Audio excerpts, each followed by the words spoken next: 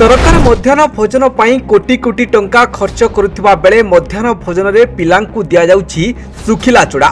एभली घटना देखा मिली नयागढ़ जिला नुआगां मंडल शिक्षा अधिकारी अधीन में जाकेड़ा पंचायतर सिमिलीसाई उच्च प्राथमिक विद्यालय ए विद्यालय मध्याह्न भोजन में छात्र छात्री मानकु सुखिला चूड़ा खाइबा पई देउथिबार दृश्य देखा मिली। ए विद्यालय प्रधान शिक्षकों मनमानी जोगु पिला माने खाद्यरु वंचित होउछन्ति, किंतु कौनसी मते यार खबर पाई नुआगां एमडीएम एबीओ घटनास्थल में पहुंची और से निजे एभली दृश्य देखि आश्चर्य हो जाइथिले, किंतु प्रधान शिक्षक बहुत जुक्ति करथिले तथापि से निजर दोष को मानिबा पई नाराज थिले, जहां आपण ए वीडियो माध्यम रे देखि परिबे। ए विषय आम स्कूल सभापति सह जोगाजोग करिथिलु।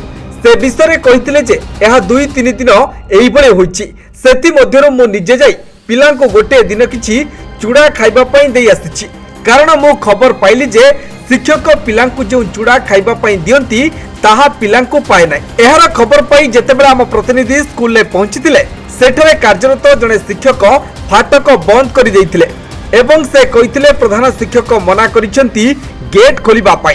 जेतेबेले हम प्रतिनिधि प्रधान शिक्षकंकु कोहंती डाकंतु बोली कहिथिले से जेतेबेले शिक्षक जनक कहिथिले सार छुट्टी अछंती, तेनु एटारे प्रश्न उठे किभली भाबरे चली नुआगां मंडल शिक्षा अधिकारी मनमुखी शासन। तेणु यारी उपरे केबे सरकार दृष्टि देबे ताहा देखिबाकू बाकी रहिला। नुआगां लोकनाथ महापात्र रिपोर्ट न्यूज 95 ओडिया।